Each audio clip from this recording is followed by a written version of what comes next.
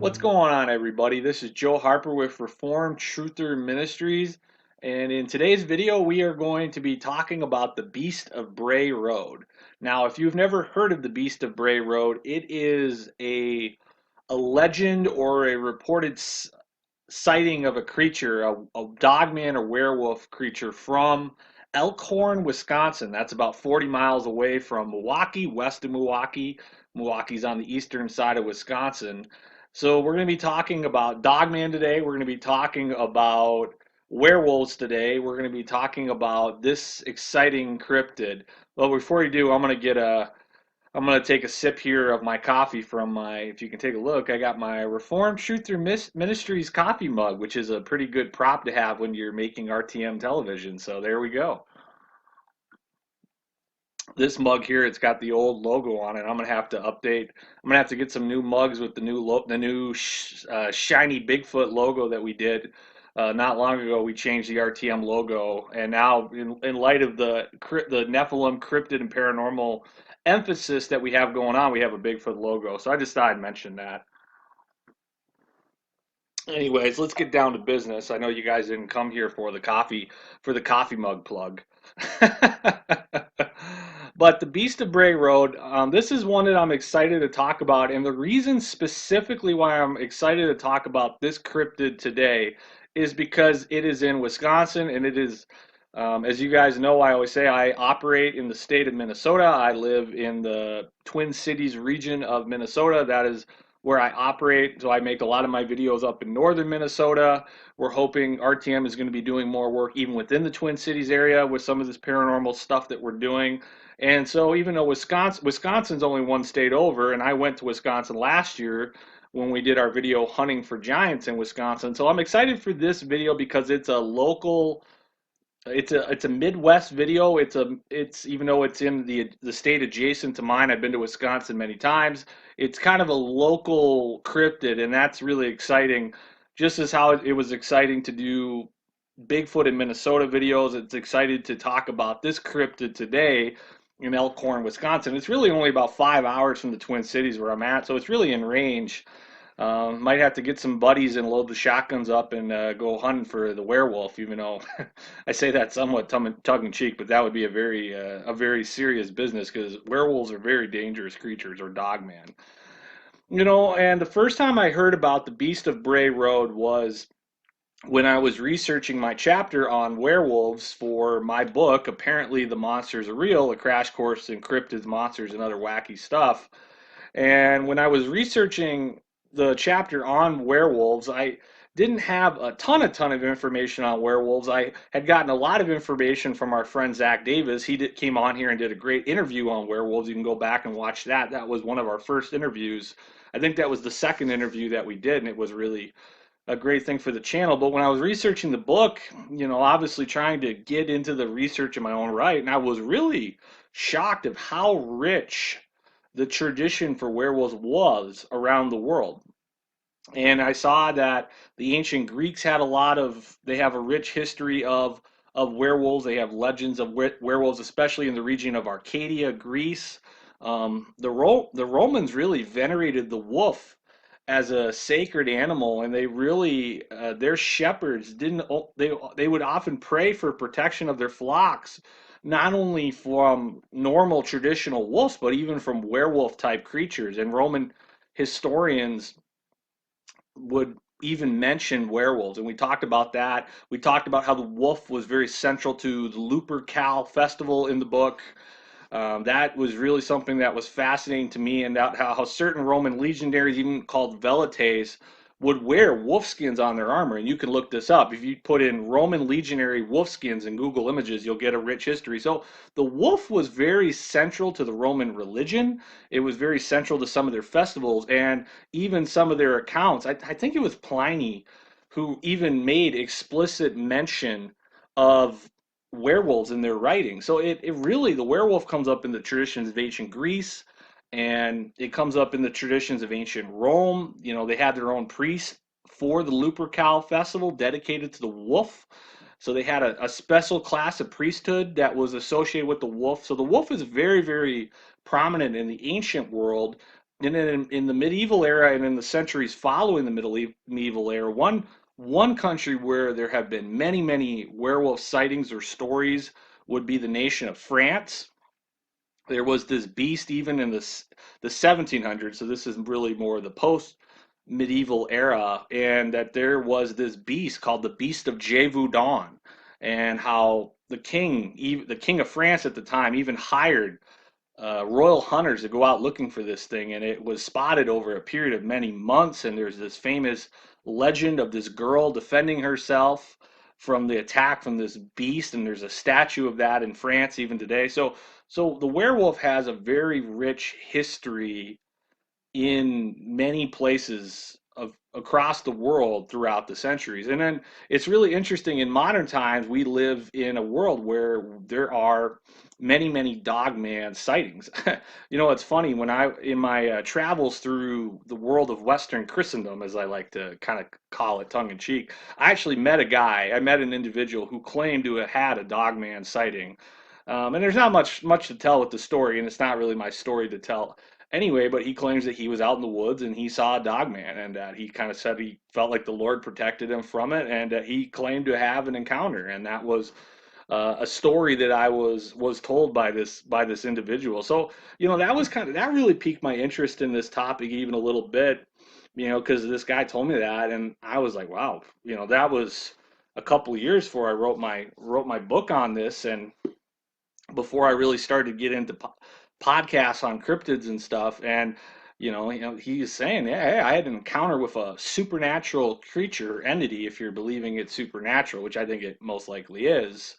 And he told me that story, and that was something that was really interesting to me. And as I was researching this book, there's been a lot of modern dogman sightings, as they're often called. Some researchers think that the werewolf is the same entity as the dogman. There are some who take the view that it is the same type of entity, and then some take the view that there is a distinction between werewolves and dogman. And when I wrote the book, I kind of laid out both views. I wasn't super dogmatic on it, but really with these creatures, whether you call it a werewolf or a dogman, you have these creatures these wolves that are very large, wolf-like creatures, wolf-like humanoid creatures, 6 to 7 feet, and they're capable of quadrupedalism and bipedalism. So these entities are distinctive in the fact that they can walk on 4 legs or on 2 legs. And that is really the description of this beast that we're going to talk about today, the Beast of Bray Road. And the Beast of Bray Road, like I said before, is a monster, a cryptid, an entity that has been seen multiple times around this town of Elkhorn, Wisconsin. And it was first spotted all the way back in 1936. And it was actually spotted on 2 consecutive nights around this school called St. Coletta School. And it has really been spotted by numerous people since then. In the 80s and 90s, there were a number of sightings of this beast by numerous witnesses. And so, there are many people who saw it. There was one witness who even claimed to have hit it with its car, which was a very interesting story. And then the other thing about this is that when you're talking about evidence for this beast in Wisconsin, is that there have been a number of different animal mutilations in this area. And many people attribute it to this beast, the Beast of Bray Road. And when I was doing my research, there's a woman here now by the name of Linda Godfrey, and she eventually wrote a book on this. And she started off as a reporter who was initially very skeptical to the existence of this creature. And as a reporter, she was assigned to cover this story.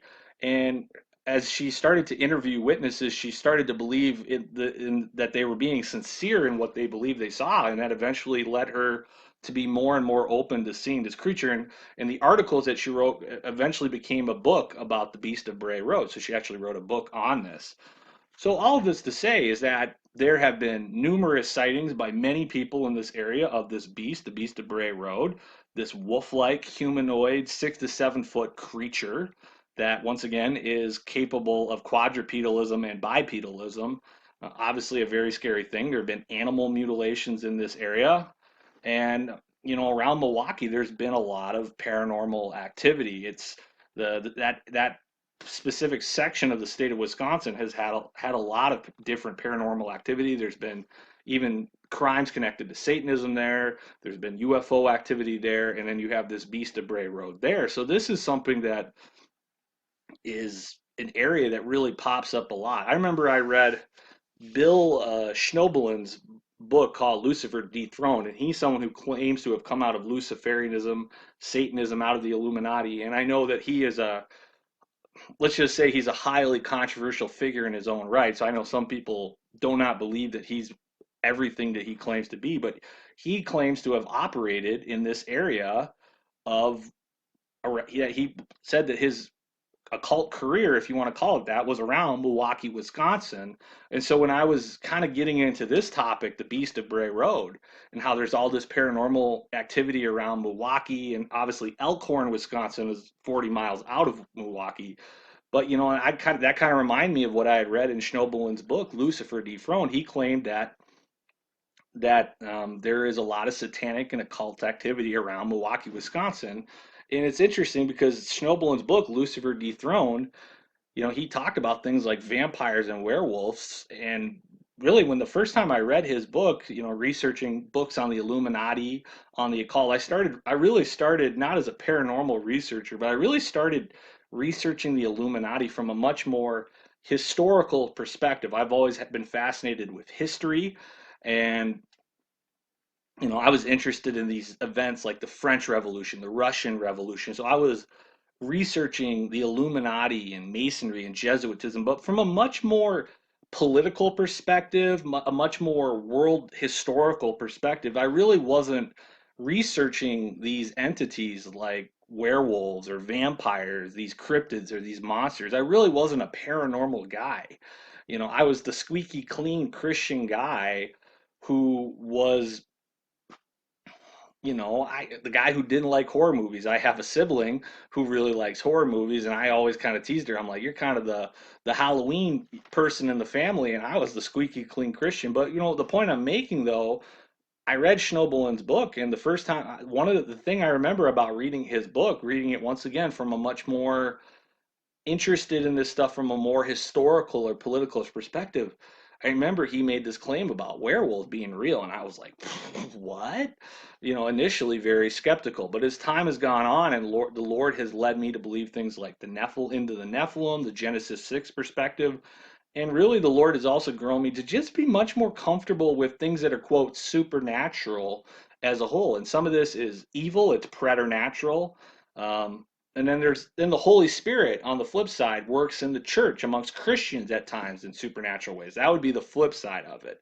But the Lord has grown me to the point where now I'm much more comfortable to be able to accept realities that are a little bit more supernatural or spiritual, or I guess with some of this evil stuff, more paranormal in nature.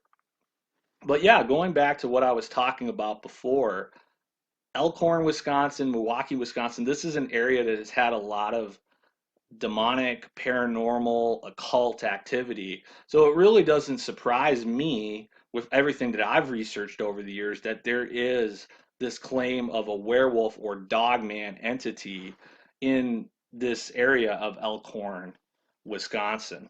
Now, some of the most recent sightings of this beast have been even February 2008, July 2020. So really, even in recent years, it's shown up. And the interesting thing about this creature is that the first sightings were back in 1936, and it's received this infamy as this local legend cryptid. And the thing that really interests me about this is that it just seems to keep coming up again and again and again. Once again, the 1980s, the 1990s, the 2000s, even up into our own day here in 2025. This sightings of this beast have just come up again and again and again and again. Many people have seen it. And so it's just really interesting, especially when you start to understand, like I said, that there is a real rich history around the world through the centuries, even going back to ancient times for Wolfman and Dogman. That's the same thing I ran into when I started researching Sasquatch. You start to realize that, even before the Westerners showed up to the continent, that Native Americans believed in the existence of this thing for centuries. And my initial response is, okay, they're not Christians. I don't believe in their false religion. So can we just throw out what they believe? And even though I would never advocate syncretism, I don't believe in other forms of spirituality other than Christianity. I kind of have been forced to come to the conclusion it's like, you know what? They lived here for these tribes have lived here for hundreds of years, if not even more than that, maybe even thousands. These people have been on this continent for a long time, and generations of them believed in this thing and attributed. And even though they claim, many of these tribes across the continent did claim there's a spiritual component to this creature. You know what? Maybe they're onto something. Maybe we, as Western people, I'm obviously a Western white guy. Maybe we don't have all the answers. Maybe there is more to Bigfoot than meets the eye. In the same way, maybe there's more to werewolves or Dogman than meets the eye.